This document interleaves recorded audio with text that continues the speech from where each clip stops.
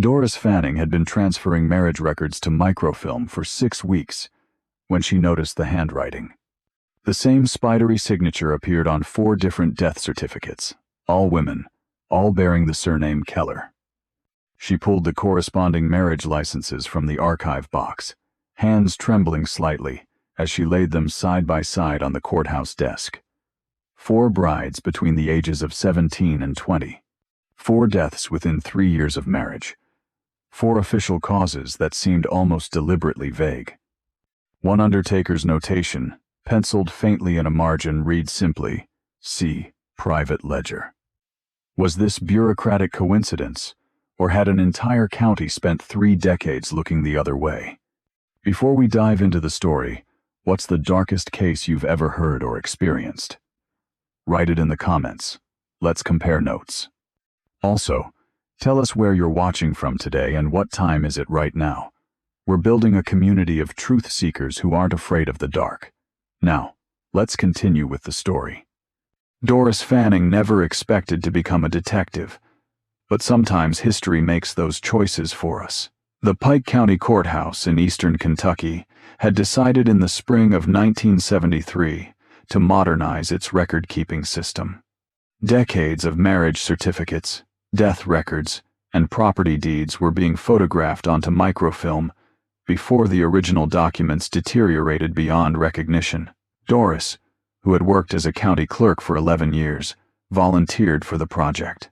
She enjoyed the methodical nature of the work, the quiet solitude of the archive room, and the glimpses into her community's past that each document provided. She expected to spend her days recording ordinary lives, ordinary deaths, ordinary transactions. The pattern revealed itself slowly, almost reluctantly, as patterns from the past often do. She first noticed the name in mid-April. John Keller had married Mary Ruth Stamper on October 14, 1912. The marriage certificate looked standard for its era, the paper yellowed but still legible, the signatures recorded in the careful script common to that period. Nothing about it suggested anything unusual. But when Doris later encountered a death certificate for Mary Ruth Keller, dated March 6, 1914, something nagged at her memory. The marriage had lasted only 16 months. Young death was not uncommon in that era, but the cause listed on the certificate seemed oddly nonspecific. Complications from influenza. 2 weeks later, she found the second marriage. John Keller had married Catherine Vance on September 23, 1914, just 6 months after his first wife's death.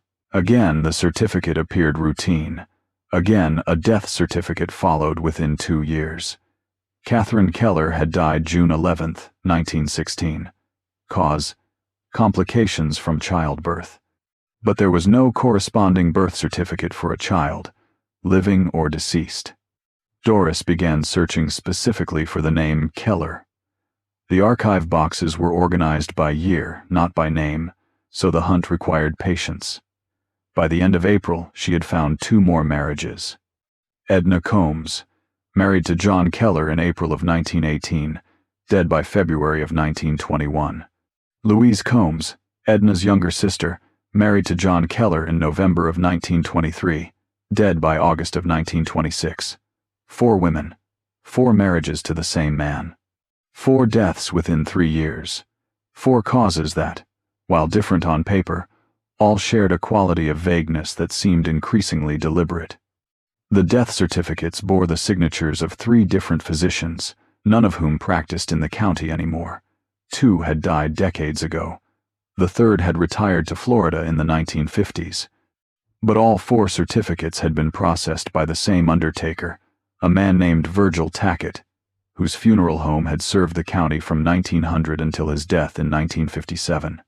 That detail might have led nowhere. Tackett's business records had presumably been discarded or destroyed when his son sold the funeral home in 1960. But Doris remembered something her predecessor had mentioned years ago. When the courthouse had renovated its basement storage in the 1960s, they had discovered several boxes of miscellaneous business records that various establishments had deposited for safekeeping during the Depression. fearing bank failures and fires. Some of those boxes had never been claimed. Doris spent 3 days searching the basement. The space smelled of mildew and old paper, illuminated by a single bare bulb that left the corners in shadow. She found the Tackett funeral home box, wedged between records from a defunct mining company and a collection of unsealed estate documents. Inside, beneath layers of receipts and correspondence, she discovered a separate ledger bound in dark leather, its pages brittle with age. Virgil Tackett had kept 2 sets of records.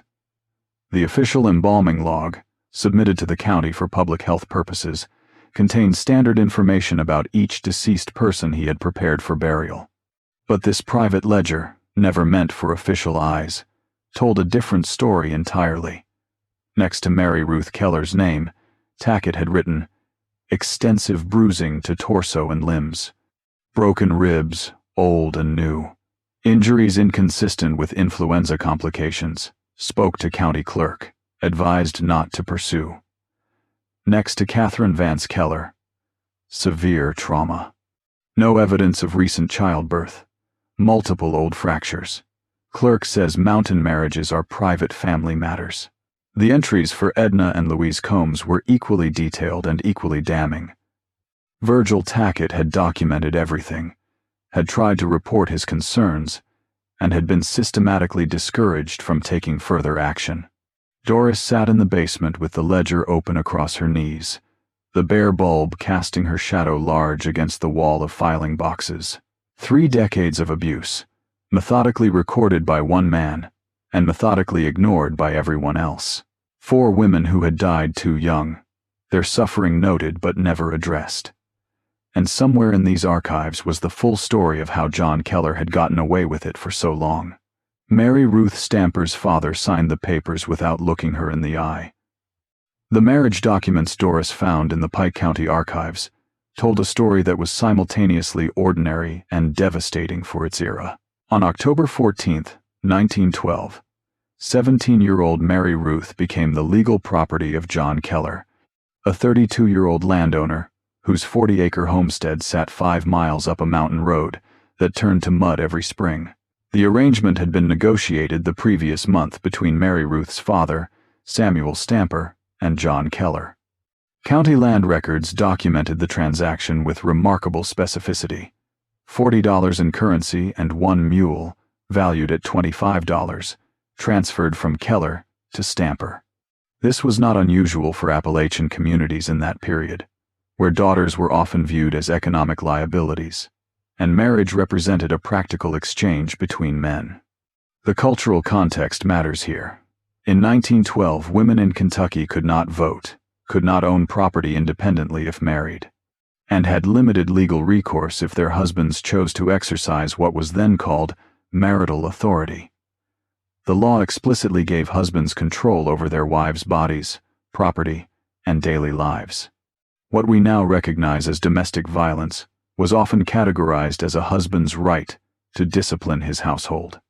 This legal framework created conditions where abuse could flourish behind closed doors, particularly in isolated rural areas where community oversight was minimal and law enforcement resources were nearly non-existent.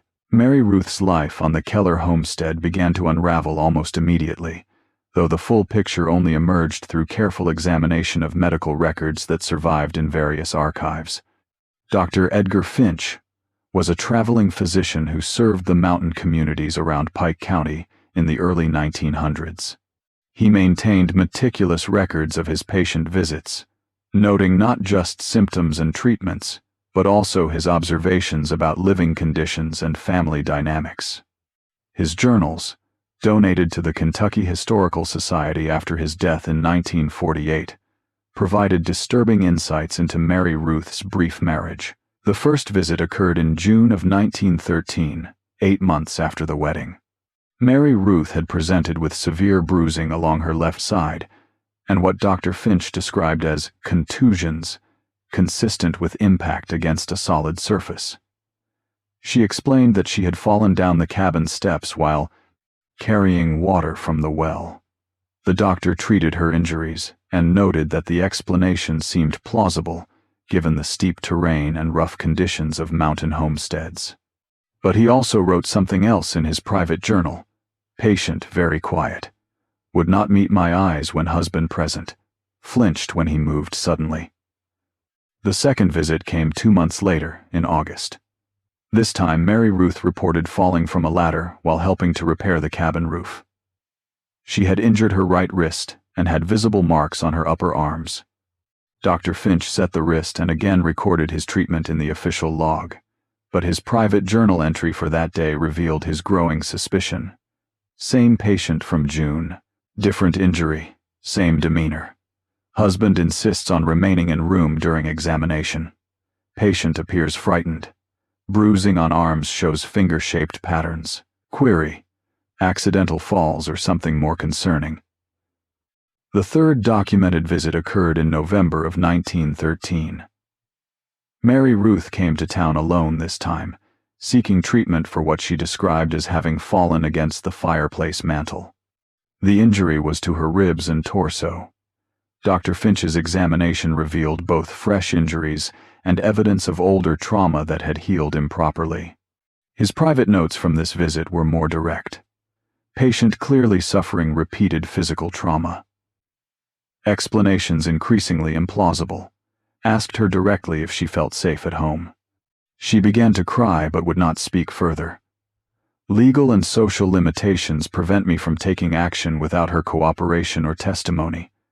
Husband owns property and has standing in community. My intervention without proof could destroy my practice and leave her in worse position. This represented the fundamental dilemma that doctors, clergy, and community members faced in that era. Even when they suspected abuse, they lacked the legal authority to intervene in what was considered a private marital relationship. Women who might have wanted to leave their husbands had nowhere to go. Divorce required extensive legal resources most families could not afford, and brought severe social stigma. Returning to their birth families often meant admitting failure and bringing shame upon their parents. Shelters for abused women did not exist. Law enforcement generally refused to interfere in domestic matters unless a woman was killed, and even then prosecution was rare. The isolation of the Keller homestead compounded these problems significantly. The property sat at the end of a narrow mountain road that became nearly impassable during winter months and spring thaw.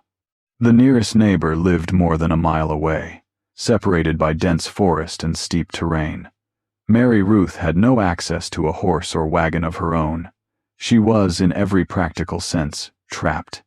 Dr. Finch continued to see patients throughout the region, but his journals show no further entries about Mary Ruth Keller after November of 1913. The next documentation of her existence came 4 months later, when Virgil Tackett prepared her body for burial and noted the extensive evidence of prolonged physical trauma that contradicted the official cause of death.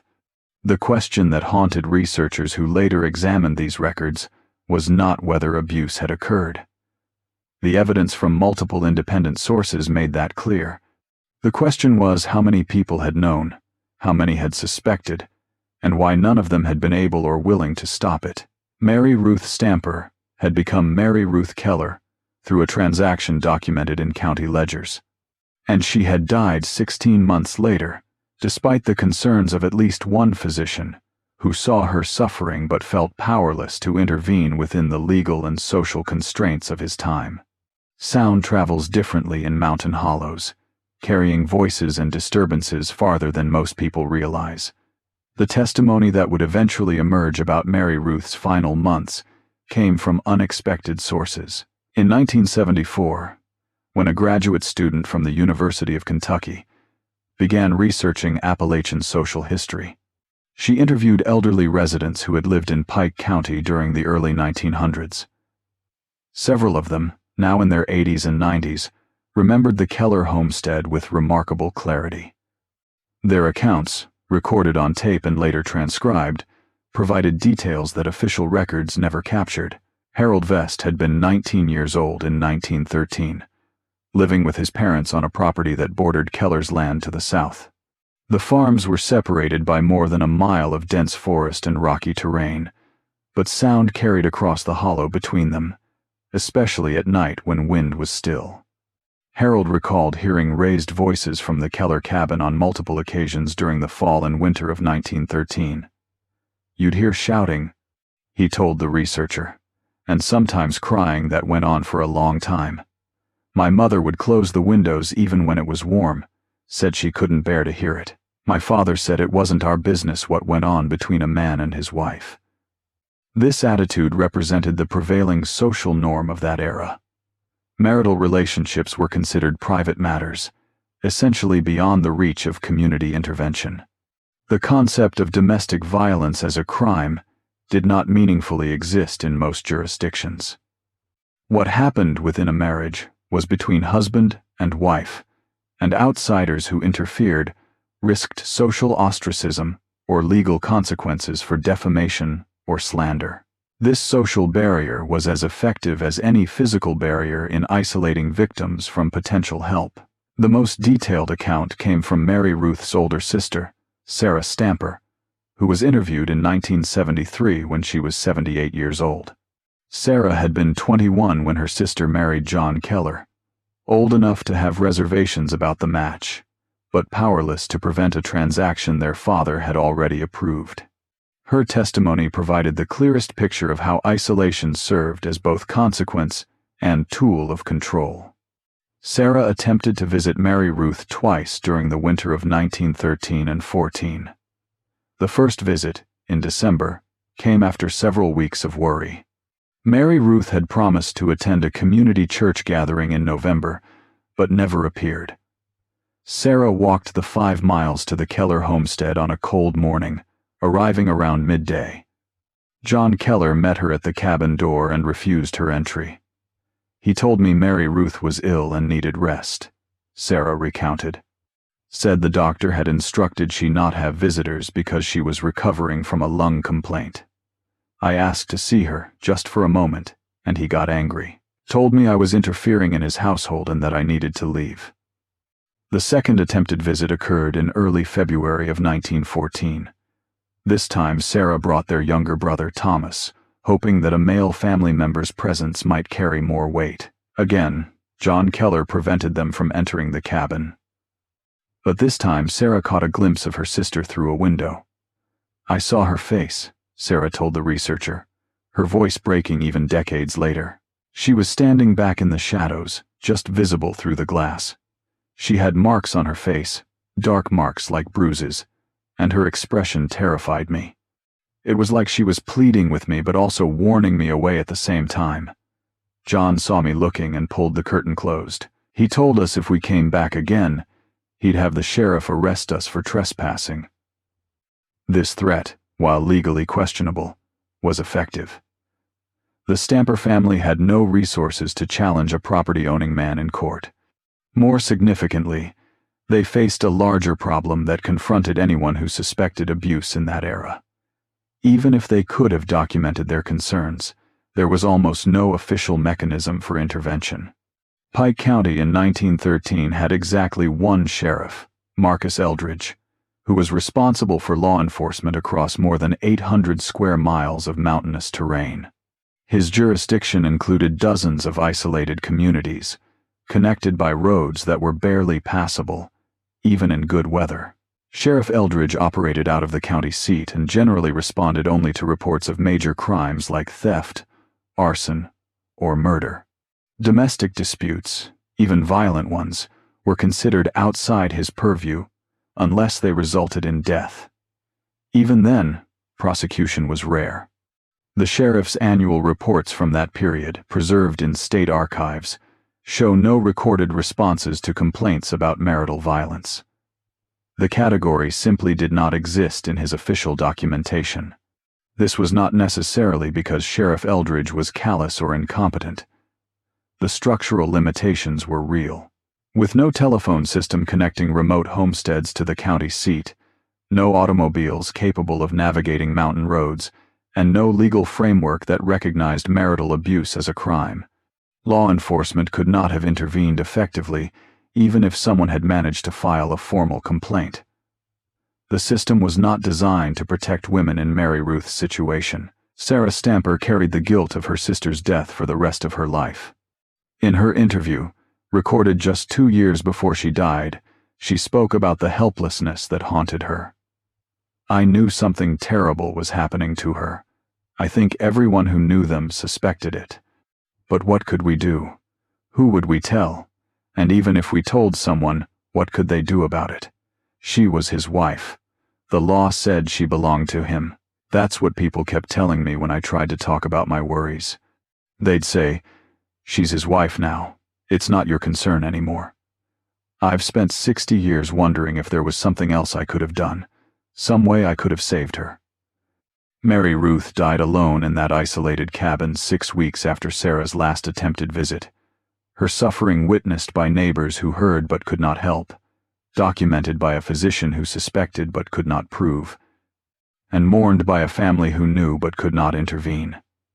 The mountain that had seemed picturesque from a distance had become a prison, with walls made not of stone, but of law, custom, and deliberate indifference. The death certificate and the truth rarely matched in 1914, but usually the discrepancy involved minor errors, not deliberate deception. Mary Ruth Keller died on March 6, 1914, in the bedroom of the isolated mountain cabin where she had spent the last 16 months of her life. John Keller reported her death to the county clerk 2 days later, riding into town on the morning of March 8 to file the necessary paperwork. His account was simple and consistent with many deaths during that period. His wife had contracted influenza during the harsh winter months, had seemed to recover briefly in late February, but then suffered a relapse that proved fatal. He had been unable to summon a doctor in time due to the impassable condition of the mountain roads following heavy rain. This explanation satisfied the administrative requirements of that era. Influenza was a common cause of death, particularly among young women whose health might already be compromised by the physical demands of mountain life and frequent pregnancies. The lack of immediate medical attention was expected, given the geographic isolation and transportation limitations. The county clerk accepted John's report, recorded the death in the official register, and issued instructions for burial preparations. The death certificate itself revealed the systemic problems that allowed such deaths to escape scrutiny. It was signed by Dr. Raymond Cross, a physician who practiced primarily in the county seat and rarely traveled to the mountain communities. Dr. Cross had never treated Mary Ruth during her lifetime. He had never visited the Keller homestead. His signature on the death certificate was based entirely on John Keller's verbal report of symptoms. This practice, while technically irregular, was common in rural areas where doctors were scarce and transportation was difficult. Physicians often signed death certificates based on second-hand accounts from family members, particularly when the reported cause of death seemed medically plausible and did not suggest foul play requiring investigation. Dr. Cross listed complications from influenza as the cause of death. He included no additional notes, no observations about the deceased's condition, no indication that anything about the case troubled him. The certificate was processed through the county system and filed with dozens of others from that winter season. Under normal circumstances, it would have remained an unremarkable record of an unfortunately common tragedy. But Virgil Tackett saw what the official documents deliberately avoided recording. Tackett operated the county's only funeral home, a business he had established in 1900. He took his responsibilities seriously, maintaining detailed records, not just for business purposes, but because he understood that his work often represented the last opportunity to document the truth about how someone had died. When he prepared Mary Ruth's body for burial on March 9th, what he observed contradicted everything the death certificate claimed. His private ledger entry, discovered decades later, provided clinical but devastating detail. Mary Ruth's body showed evidence of injuries that had occurred over an extended period. Some were recent, others had healed poorly, creating visible deformities. The pattern and location of these injuries were inconsistent with influenza or any infectious disease. They were consistent with repeated physical trauma, Tackett noted specific observations that made clear he understood exactly what he was documenting, though he used careful, professional language in his written account. The undertaker faced a dilemma that many people in similar positions encountered during this era. He possessed evidence that a death might not have occurred as officially reported, but he lacked the legal authority or social standing to challenge the account of a property-owning husband. Moreover, doing so could have severe consequences for his business and reputation. Nevertheless, Tackett attempted to fulfill what he viewed as his ethical obligation. On March 10th, he visited the county clerk's office and requested a private meeting with Thomas Bradford, who had held the position since 1908. The conversation that followed was never officially recorded, but Tackett documented it in his personal notes, which were later found along with his business ledgers. According to Tackett's account, he explained his concerns in detail, presenting his observations as evidence that the death might warrant further investigation. Bradford's response revealed the fundamental problem that protected perpetrators like John Keller throughout this period. The clerk reportedly told Tackett that mountain marriages were private family matters, and that the county had no authority or inclination to investigate deaths that occurred within marital relationships, unless there was explicit testimony from witnesses to a crime. Without such testimony, any investigation would be viewed as improper interference in domestic affairs. Bradford went further, warning Tackett about the potential legal consequences of making public accusations against a man of property and standing. Laws against defamation and slander were vigorously enforced, particularly when poor or middle-class individuals made claims against wealthier community members.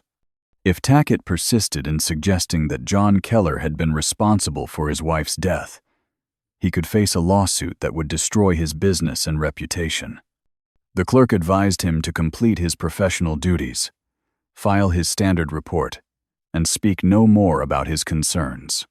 This conversation exemplified the institutional mechanisms that enabled systematic abuse to continue unchecked. County officials were not necessarily evil or incompetent. Many, like Thomas Bradford, were simply operating within legal and social frameworks that prioritized property rights and marital privacy over individual safety. The legal concept of coverture, which had governed marriage law for centuries, essentially meant that a woman's legal identity was subsumed under her husband's upon marriage. She could not own property independently, could not enter into contracts without his permission, and had limited ability to bring legal action against him. This framework created a situation where authorities literally lacked the legal tools to intervene in most cases of marital violence, even when they suspected or knew it was occurring. Virgil Tackett submitted his official embalming report to the county health department, listing Mary Ruth Keller's cause of death as recorded on the death certificate. He prepared her body according to standard practices and arranged for burial in the small family cemetery on the Stamper property. He spoke to no one else about his concerns or observations, but he kept his private ledger, documenting what he had seen and what he had been told to ignore. Perhaps he believed that someday, someone would care enough to look. Perhaps he simply could not bring himself to let the truth vanish completely into official silence. That ledger, sitting in a basement archive for nearly 60 years, would eventually become the key evidence that confirmed what many had suspected, but none had been able to prove. Mary Ruth Stamper Keller had not died from influenza, and the institutions meant to protect her had chosen not to see what was plainly visible. 6 months proved long enough for John Keller to find another bride, but not long enough for anyone to question why he needed one so soon. The marriage record for John Keller and Catherine Vance, dated September 23, 1914, mirrored his first marriage with disturbing precision. Catherine was 18, daughter of William Vance, whose 15 rocky acres barely supported his family. The dowry, $35 cash. The county clerk processed the paperwork without comment. Widowers remarrying quickly was standard practice in that era, driven by economic necessity rather than scandal. No official remarked on the pattern beginning to form. The clearest documentation of Catherine's marriage came from Reverend Gentry, a Methodist circuit preacher who traveled eastern Kentucky's remote communities between 1910 and 1928. His detailed journals, later donated to the Methodist Historical Society, captured observations that official records deliberately ignored. Gentry first met Catherine in December of 1914 at a community prayer gathering. His journal entry from December 7th noted her withdrawn demeanor and marks on her face that she attributed to a wood-gathering accident. "Her bearing struck me as unusually subdued for such a young bride," he wrote. "She would not meet anyone's eyes and seemed to shrink from her husband's presence." 2 months later, Gentry visited the Keller cabin to discuss a church-building contribution. Catherine remained silent throughout his visit, moving carefully as though in pain. When John briefly left the room, Gentry asked about her health. "She assured me she was well but appeared frightened." His journal recorded. "The moment her husband returned, her entire posture changed. I have seen this behavior before in women living under great strain." The critical encounter occurred in April of 1915. Gentry met Catherine alone on the mountain road, carrying water buckets. What he observed troubled him profoundly. His journal entry described visible fresh injuries and Catherine's trembling hands. When he asked directly if she was being harmed, she wept but begged him not to intervene. She said any interference would make her situation worse. Gentry wrote that her husband would be enraged if he learned she had spoken to anyone. "She pleaded with me to forget our conversation and tell no one what I had seen." This confronted Gentry with an impossible moral dilemma that many witnesses faced during this era. He spent days wrestling with what action, if any, he could take. His journal entries reveal his internal struggle. Without Catherine's willingness to testify, authorities would dismiss any complaint. Approaching John directly might endanger Catherine further. Speaking to her father was pointless, as the marriage contract had transferred all authority over her to her husband. His final decision, recorded on April 26th, captured the systemic paralysis that protected abusers throughout this period. "I have concluded that without Mrs. Keller's cooperation, any action I take would likely cause greater harm and end my ministry in this region. Families here view marital matters as absolutely private and hostile to outside interference. If I accuse John Keller publicly, I will be driven from these communities and lose all ability to provide guidance. I could face legal action for defamation, as I have no proof beyond my observations and a conversation she begged me to keep confidential. I have decided to continue my work and pray for divine intervention, though this brings me no peace."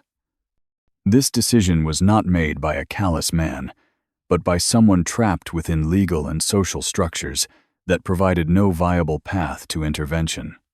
Reverend Gentry understood that Catherine was in danger, had her own confirmation of abuse, yet found himself powerless to help without her testimony. And Catherine, like Mary Ruth before her, understood that testifying would likely result in worse violence, social ostracism, and potential homelessness with nowhere to go.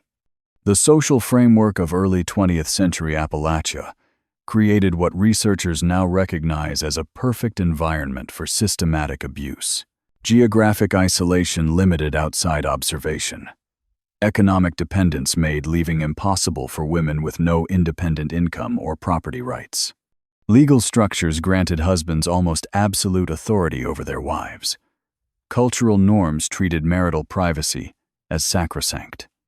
And the few individuals who did witness abuse, like Reverend Gentry, found themselves facing impossible choices with no good options. Catherine Vance Keller would die 14 months after this conversation. Her death certificate listing causes that, once again, would not match what the undertaker observed when he prepared her body for burial. The pattern that Mary Ruth's death had begun was now unmistakably established, documented by multiple independent observers, who each, for their own complicated reasons, felt unable to stop it. And John Keller, understanding that the system would continue to protect his privacy over his wife's safety, would have no reason to change his behavior. Catherine Keller's death certificate contained a lie so obvious that even officials who wanted to ignore it found themselves troubled by the details. On June 11, 1916, John Keller reported his second wife's death in just over 2 years. Catherine had died during childbirth, he explained, complications developing too rapidly to summon medical help.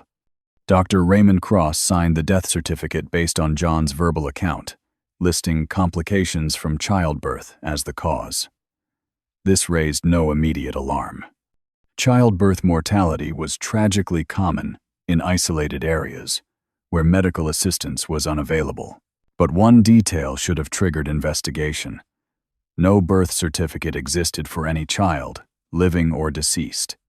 Kentucky law in 1916 required registration of all births and stillbirths.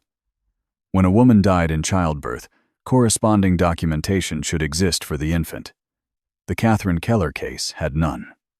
No birth certificate, no stillbirth record, no burial documentation for a baby, no explanation for this glaring omission. The county clerk either did not notice or chose not to pursue the contradiction. Virgil Tackett recognized the name immediately. This was the second Mrs. Keller he had prepared for burial in 27 months. His examination on June 12th confirmed his worst fears. Catherine's body showed no evidence of recent pregnancy or childbirth. Instead, he documented injuries consistent with prolonged physical trauma, both recent and poorly healed. His private ledger recorded what the official documents concealed. The actual cause of death bore no relationship to childbirth complications. This time, Tackett escalated beyond the county clerk. He requested a meeting with Circuit Judge Albert Harmon, a respected jurist who held court in Pike County every 6 weeks. If anyone possessed the authority and willingness to investigate, Tackett reasoned, it would be the judge. The meeting occurred June 15th in the courthouse. Tackett presented his ledger methodically, describing observations from both Catherine and Mary Ruth. He pointed out contradictions between death certificates and physical evidence. He noted John Keller had lost 2 young wives in 27 months, both under suspicious circumstances. He argued the pattern demanded investigation. Judge Harmon listened, examined the evidence, then explained why the court could not act. First, the law required testimony from a direct witness to a crime. Tackett's observations about injuries, while concerning, did not constitute such testimony. The deceased women could not testify. No one had witnessed injuries being inflicted or could prove they were not accidental. Second, a family member must file a formal complaint alleging wrongdoing. Neither the Stamper nor Vance families had done so. Without such complaints, the court lacked legal standing to investigate officially documented natural deaths. Third, investigating without meeting these requirements could expose officials to legal action. John Keller owned property and possessed rights the court was obligated to protect. Pursuing him without proper cause could be construed as harassment. If Keller sued for defamation or malicious prosecution, he would likely prevail, financially destroying anyone who brought baseless charges. The judge's reasoning reflected centuries-old legal principles. "A man's home is his castle" was not merely a saying but foundational common law.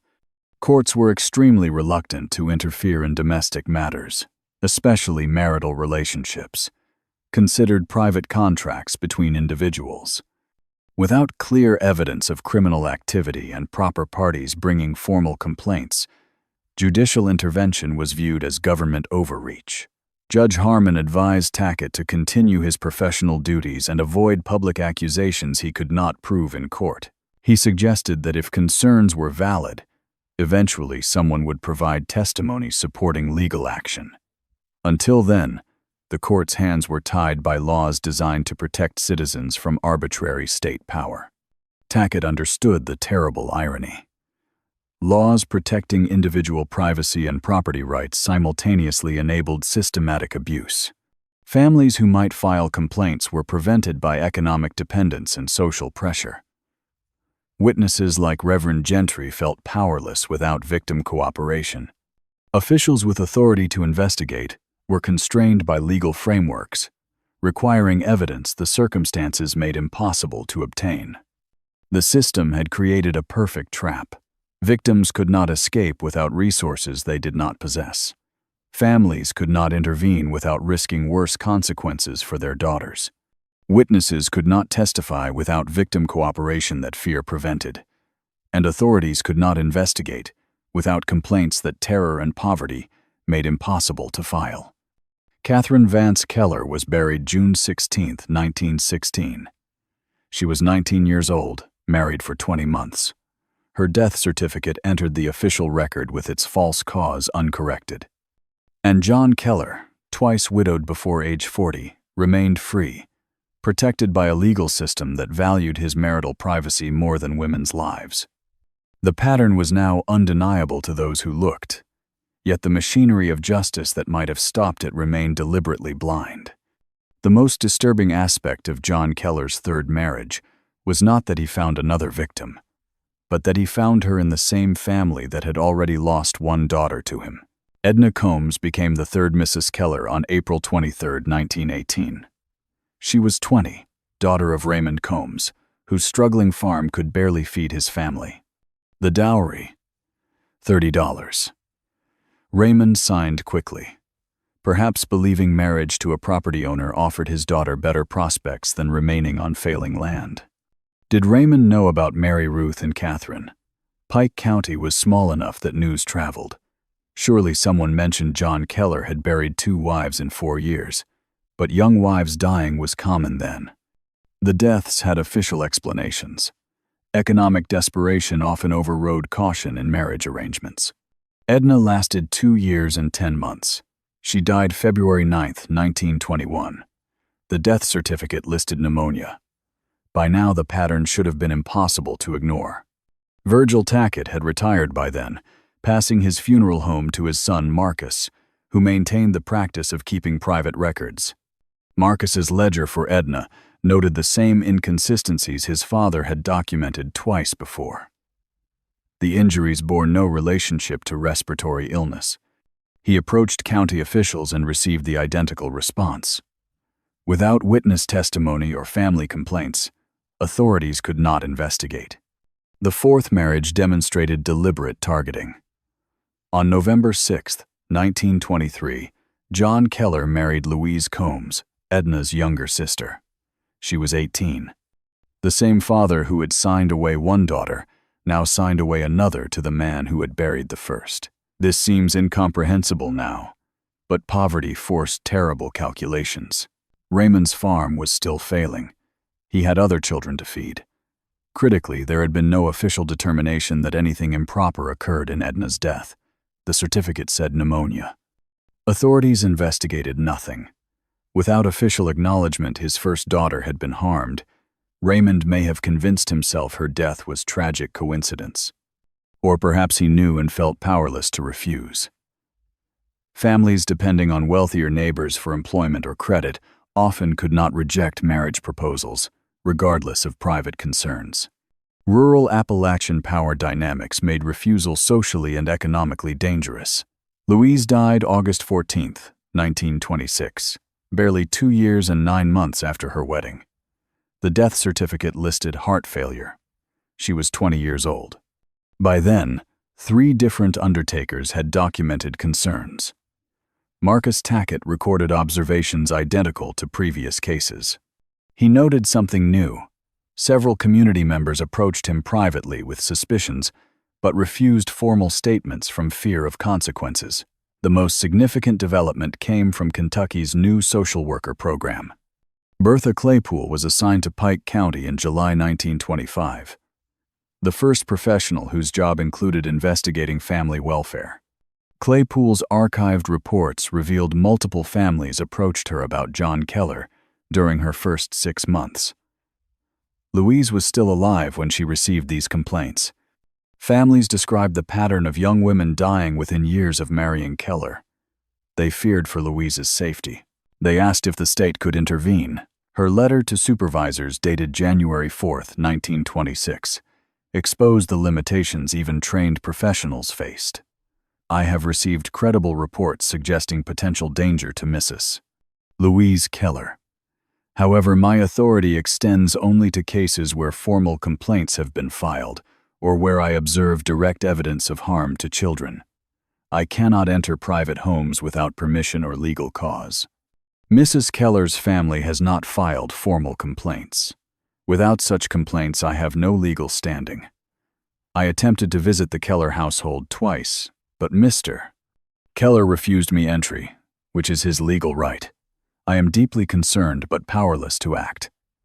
8 months later, Claypool attended Louise's funeral.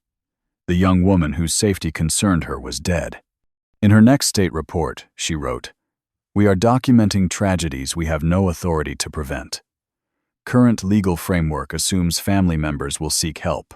It does not account for situations where economic dependence, social pressure, and fear prevent help seeking. We need expanded authority to investigate potential domestic violence, even without formal complaints." Her recommendations went nowhere. The legal framework remained unchanged. John Keller, now 50 and 4 times widowed, remained free.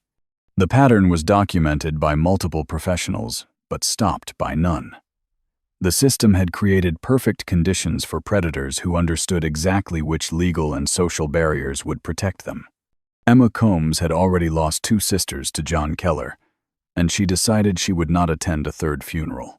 In spring 1941, rumors circulated that John Keller, now 61 and 15 years removed from his last wife's death, was seeking to marry again. He had approached several families with daughters of marriageable age, offering familiar dowry arrangements. Most quietly declined, privately acknowledging the pattern everyone knew, but no one had officially confronted. Emma heard these rumors in late April. She was 28, the youngest Combs sibling, the only one still living at home. Both sisters were dead, buried in the family cemetery. She had been 12 when Edna married Keller, 17 when Louise followed. She had watched both leave in arranged marriages and return only as bodies. What separated Emma from previous witnesses was not courage, though she possessed that. It was information. 6 months before Louise's death in 1926, her sister had visited the Combs home while John was away. The visit had been brief and secretive. Louise revealed things she made Emma promise never to tell. For 15 years, Emma kept that promise. She attended Louise's funeral without speaking the truth she knew. She watched her father break under the weight of losing 2 daughters. She lived with knowledge that her testimony might have prevented Louise's death, if only she had spoken sooner. The guilt consumed her slowly, year by year, until spring 1941 when she heard John Keller sought another bride. The decision came during a sleepless night in early May. Keeping a promise to the dead mattered less than protecting the living. If John found a 5th wife, Emma would bear responsibility through her continued silence. On May 7, 1941, Emma walked 12 miles to the county seat. She arrived at the sheriff's office in early afternoon and requested to speak with Sheriff Donald Kruger, who had held the position since 1938. What followed became the cornerstone of the first official investigation into John Keller's marriages. Emma's sworn statement was methodical and devastating. She described Louise's secret visit in February 1926. Louise had come while John was in town, knowing she had only hours before he returned. She had shown Emma injuries normally hidden beneath long sleeves and high collars. She described years of systematic violence, escalating in severity and frequency. She explained that John became enraged by anything he perceived as defiance, that he controlled every aspect of her daily life, that he had forbidden her from visiting family or speaking to neighbors without his supervision. Most critically, Louise had described explicit threats. John had told her that if she tried to leave or spoke to authorities about their marriage, he would kill her and then kill her family. He had detailed exactly how he would do it, where he would hide bodies, how he would explain disappearances. Louise believed these threats completely. She shared her suspicions about Edna, believing her sister's death had not been natural, and that she herself was following the same path. Emma's statement included a crucial detail. Louise said John kept a private journal documenting his thoughts and actions. She had seen it once and been horrified by what she read before he discovered her and punished her severely for the intrusion. She did not know where he kept this journal, but believed it still existed in the cabin. Sheriff Kruger recognized this was different from vague suspicions and second-hand observations that had characterized previous complaints. Emma provided first-hand witness testimony about specific threats and violent acts described by the victim herself. While Louise was deceased and could not corroborate Emma's account, the sworn statement from a direct witness gave the sheriff legal grounds to investigate that his predecessors had never possessed. The sheriff asked why Emma had waited 15 years. Her answer was honest and painful. Louise had made her promise never to tell while alive, fearing revelation would lead to threatened violence. After Louise's death, Emma was paralyzed by grief and guilt, convincing herself that speaking up could not help her sister and might only bring trouble to their devastated family. She had also feared no one would believe her or take action based on her testimony alone. What changed was knowing John sought another wife. Emma could not remain silent if there was any chance her testimony might prevent another young woman from suffering what her sisters endured. Even if authorities did nothing, even if John faced no consequences, she needed to create an official record. The truth needed documentation somewhere beyond private ledgers of undertakers and troubled consciences of witnesses who had chosen silence. Sheriff Kruger took Emma's complete statement over 3 hours, having her sign and swear to its accuracy. Then he did what no law enforcement official had done in the 27 years since Mary Ruth Stamper became the first Mrs. Keller. He opened a formal criminal investigation into John Keller's 4 marriages and the deaths that ended each of them. The investigation that should have happened 27 years earlier finally began, but time had already destroyed most of what prosecutors needed to prove their case. Sheriff Kruger understood Emma Combs's testimony, while compelling, was hearsay from a deceased victim. To build a prosecutable case, he needed physical evidence, corroborating witnesses, and documentation that could withstand legal scrutiny. He began systematically interviewing everyone who had known the Keller wives or had contact with the household. The investigation files, sealed until 1985, revealed both how much people had known and how little they had been willing to do. Over 3 months, Sheriff Kruger interviewed 47 county residents. Their testimonies painted a devastating picture of collective awareness and institutional paralysis. Harold Vest, now 47, confirmed hearing disturbances from the Keller cabin during Mary Ruth's marriage. His deceased parents had deliberately closed windows to avoid the sounds. Multiple neighbors provided similar accounts spanning all 4 marriages. The pattern was consistent. People heard things that troubled them, suspected violence, but convinced themselves it was not their business to interfere. The most significant breakthrough came when Sheriff Kruger located Dr. Edgar Finch, the physician who had treated Mary Ruth in 1913. Finch was 73, retired, living in Louisville. When contacted, he immediately offered to provide a complete statement. His cooperation suggested he had been waiting decades for someone to finally ask. Dr. Finch's official statement, recorded June 12, 1941, provided medical evidence earlier investigations had lacked.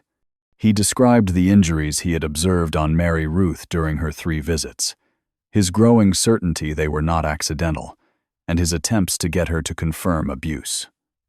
He explained why he had not reported suspicions. Without patient cooperation and given legal constraints of that era, making accusations would have ended his practice without helping the victim. "I have carried the guilt of Mary Ruth's death for 28 years, Finch stated. "I knew she was in danger. I documented my concerns in private journals, but the legal and social framework of 1913 gave me no viable path to intervention. I am grateful to finally provide this testimony officially, though I recognize it comes far too late." The investigation also uncovered the Tackett family ledgers. Marcus Tackett voluntarily provided both his father's private records and his own. These offered documented physical evidence of injuries inconsistent with official causes of death for all 4 women. The entries were detailed, professional, and damning.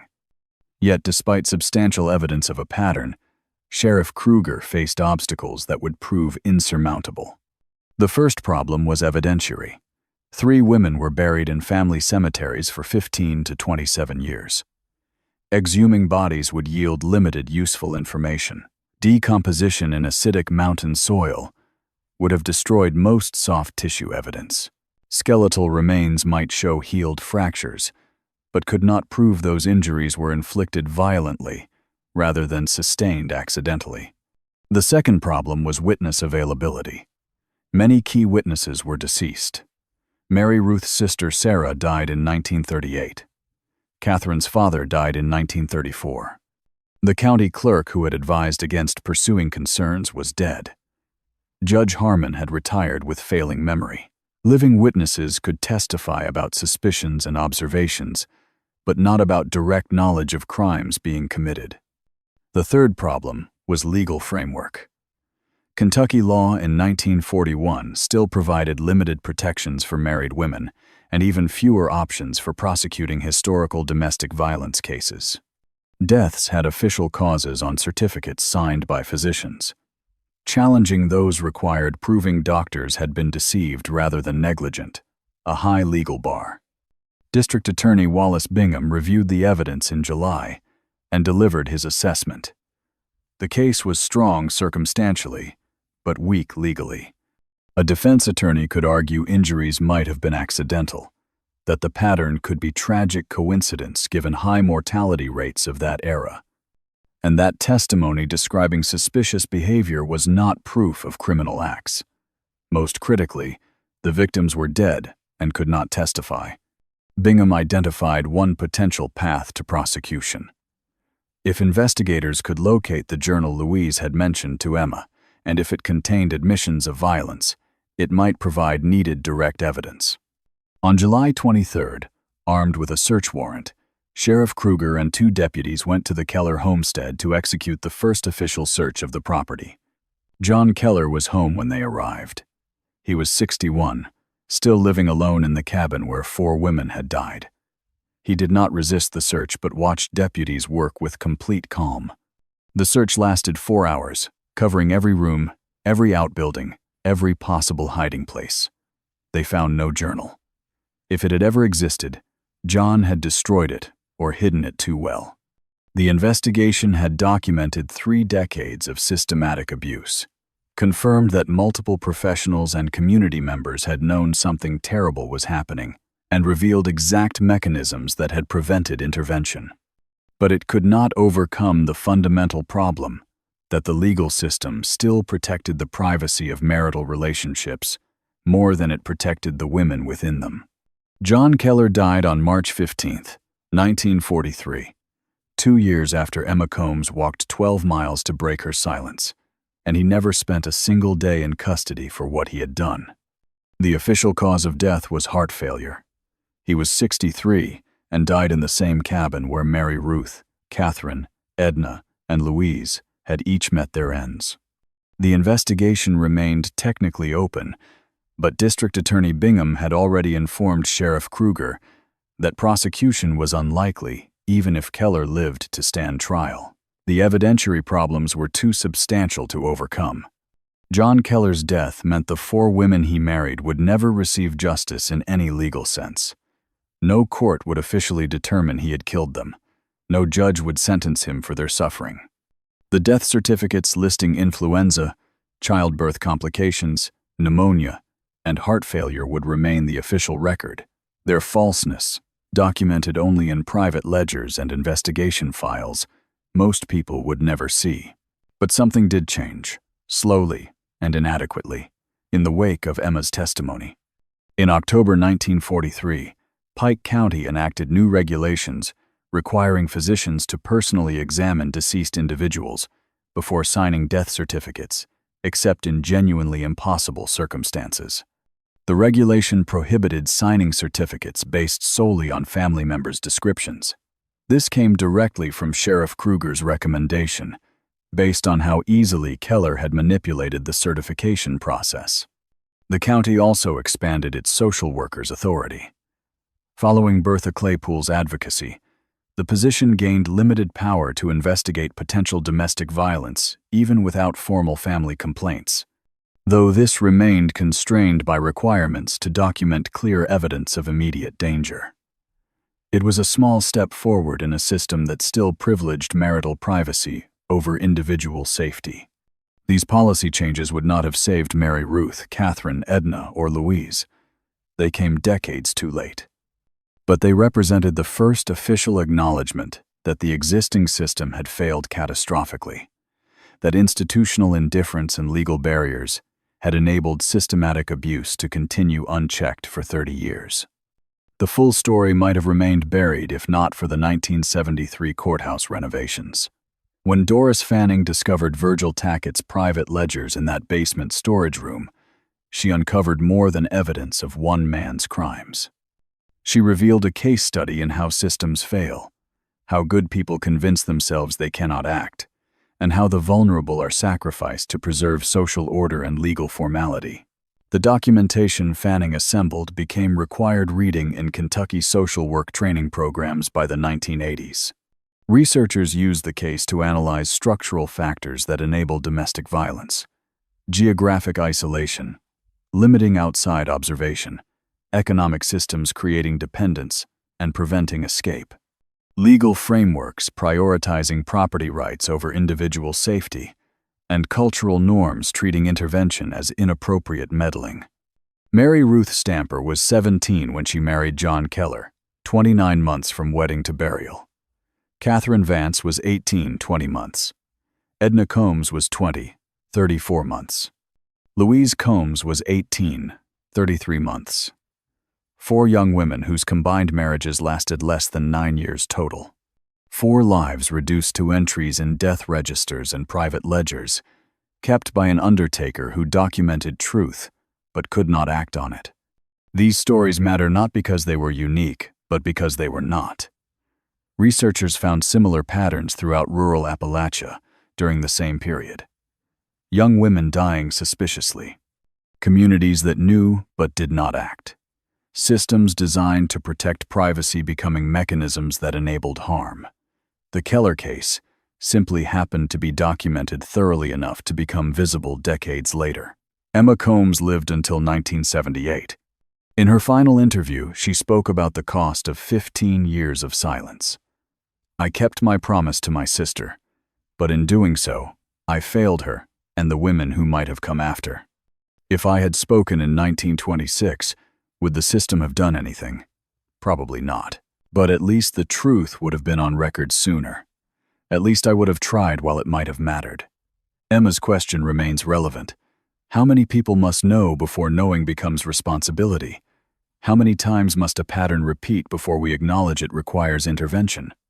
And what structures must change before protecting the vulnerable becomes more important than protecting the systems that fail them? 4 women are buried in Pike County, Kentucky. Their death certificates lie.